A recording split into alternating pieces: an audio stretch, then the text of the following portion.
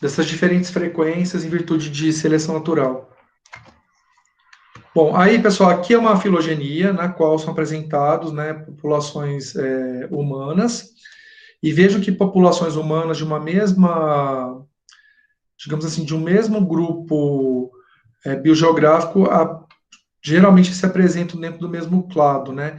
Então, por exemplo, todos os índios, né, os indígenas da América, seja do sul, seja do norte, seja central, eles ocupam esse clado que está em marronzinho aqui, e vejam que as populações da Oceania, elas todas estão dentro desse clado aqui e estão subdivididos em grupos, né,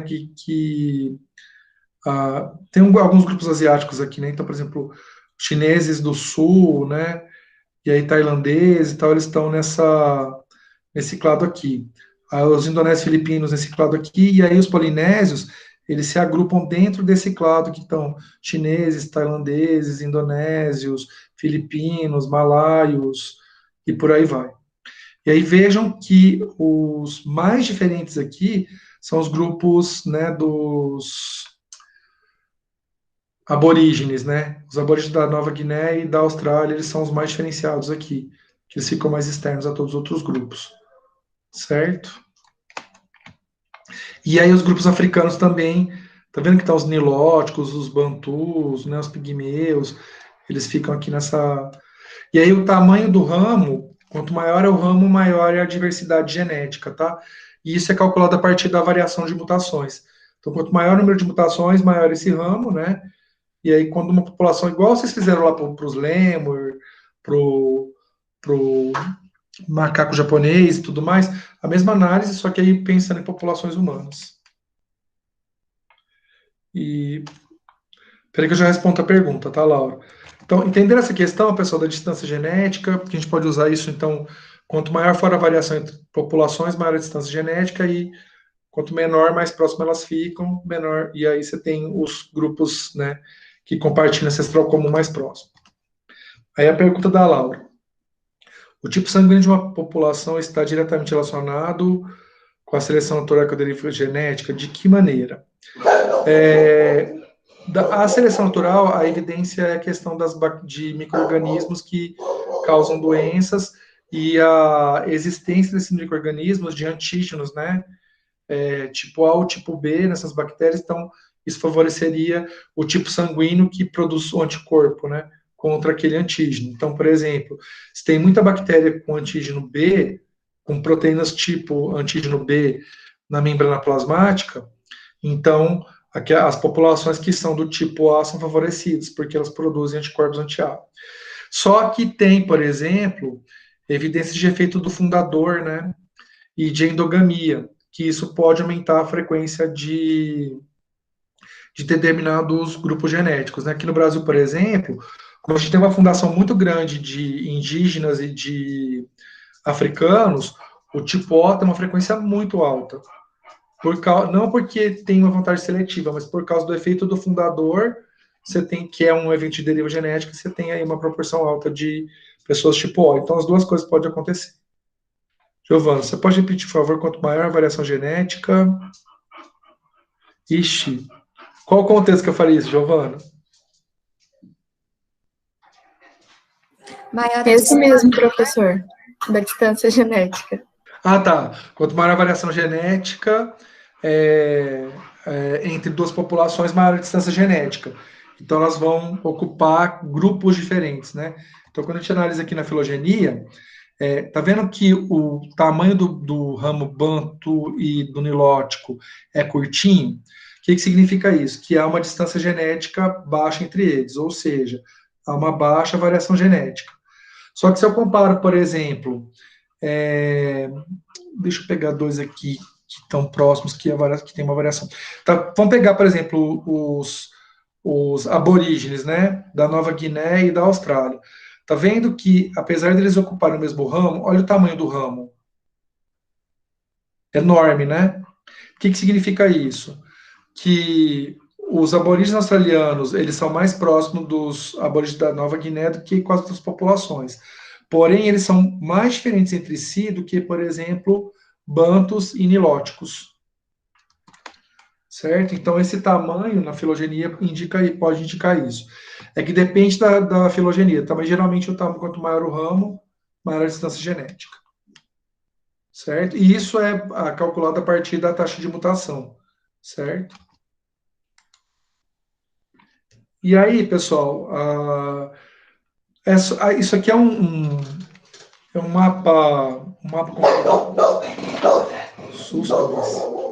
Isso aqui é um mapa conceitual que apresenta os tipos de mutações. Eu não vou entrar em detalhes sobre isso, mas eu queria só mostrar para vocês essa organização aqui, porque na disciplina de genética vocês veem com detalhes cada uma delas, tá? E além de tudo isso aqui, existem sequências, né, no DNA que são capazes de se mover ao longo do genoma e elas produzem mutações que são os elementos transponíveis. A Laura trouxe uma outra explicação, é isso mesmo. Quanto maior a variação genética, menor o parentesco genético entre, né, os organismos que a gente está analisando. E, Giovana, ficou clara essa questão da variação genética, a distância genética e na filogenia? Ficou, professor, ficou sim. Não tinha mesmo, era pegada assim a comparação. A ideia é isso. Obrigada. De nada. A cachorrada tá solta mesmo. A Miss é alguém que deve estar passando na rua, tadinho. Bom, e aí, pessoal, a gente está quase finalizando essa parte da aula. Três características são importantes quando a gente fala de mutações, né? Então, eu trouxe para vocês uma definição de mutação, mostrei uma situação que a gente não está falando de mutação, que são as normas de reação, plasticidade fenotípica e efeito materno. Aí eu trouxe alguns exemplos para vocês de estudos, né, nos quais as mutações são utilizadas para se entender, né, cenários evolutivos. E aí agora eu termino essa parte falando para vocês das três características principais das mutações.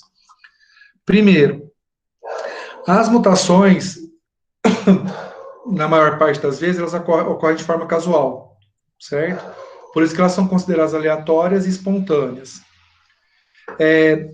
Elas são relativamente raras, né? Então, a frequência que elas ocorrem é relativamente baixa. Só para vocês terem uma ideia, a taxa de mutação é de 10 a menos 6 a 10 a menos 5 por gene por geração. Mas existem algumas regiões, né, do genoma que apresentam alta taxa de mutação, e essa taxa pode chegar a 10 a menos 3, tá? Obviamente que a taxa de mutação é baixa, mas se a gente pensar em genomas muito grandes, a chance de ter uma mutação é alta, certo? Por quê? Porque quando a gente trabalha com probabilidade, quanto maior for o número de ocorrências, maior a chance daquele evento ocorrer, certo? Se eu penso uma taxa de 10 a menos 6 num genoma de 3 genes, e eu penso uma taxa de 10 a menos 6 num genoma de 30 mil genes, é mais provável encontrar uma mutação no genoma de 30 mil genes do que uma mutação em um genoma de 3 genes, tá? Então, a taxa, né, de mutação... Igual você falou ali da mosca, né, que você fez o experimento dos lugares e elas tiveram mutações, né? Sim, que aí a frequência era baixa em um determinado momento, mas aí à medida que o tempo passou, porque ali no caso, Giovana, as mutações elas devem ter chegado por fluxo gênico. Então, populações que tinham aqueles alelos devem ter chegado nessas áreas depois e levaram os genes com elas. Entendeu? Então, não tinha lá em 2004, porque ainda não tinha chegado as populações que tinham o gene naquele lugar. Então, chegou outro grupo. Então, ali você tem um efeito do fundador no primeiro momento, mas depois você tem eventos de recolonização, né? Que vão levar a variabilidade genética que tinha lá no Sudeste para o Nordeste. E aí vai aquele gene verdinho, né? O H34.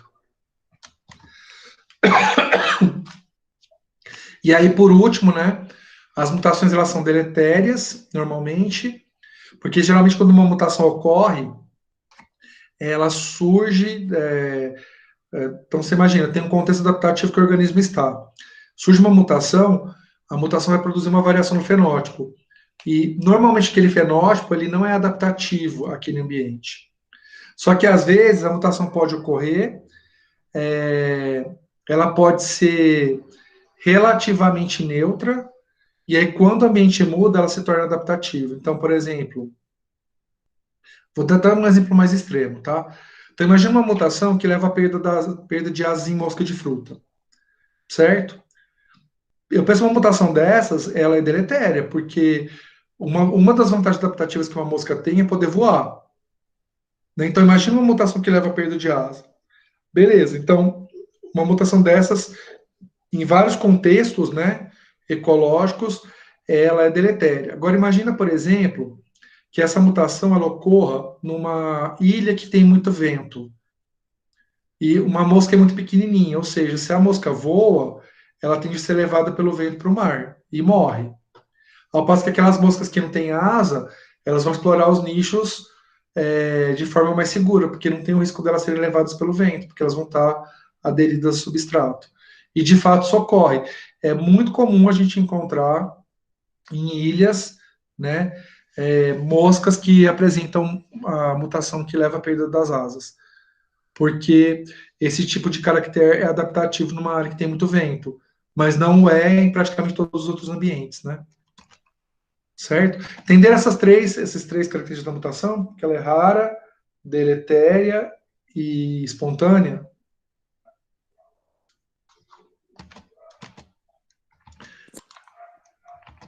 Beleza. Aí, para finalizar essa primeira parte da aula, a recombinação gênica.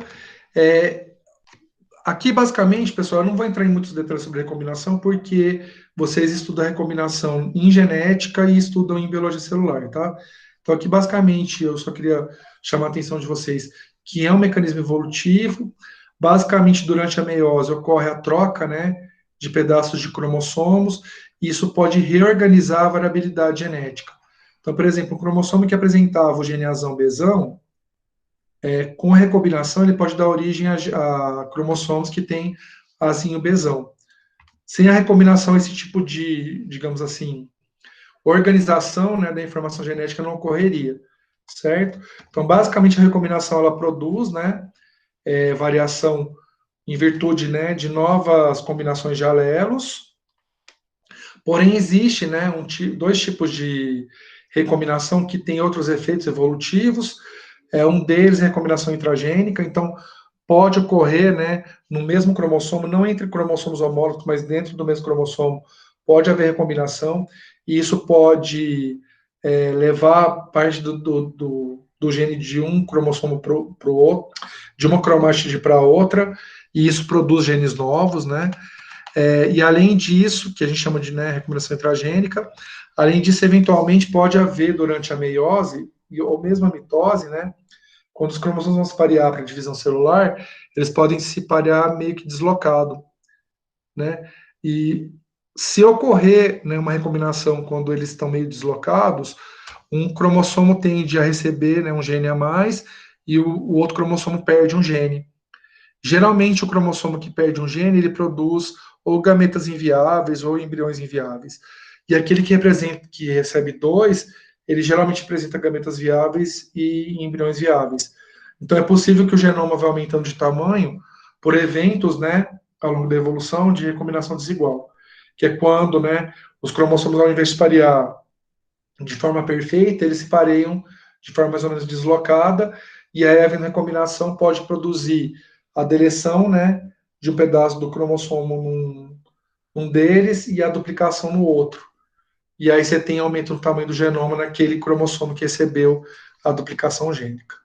Certo? Pessoal, entenderam essa questão da evolução os efeitos da recombinação na evolução?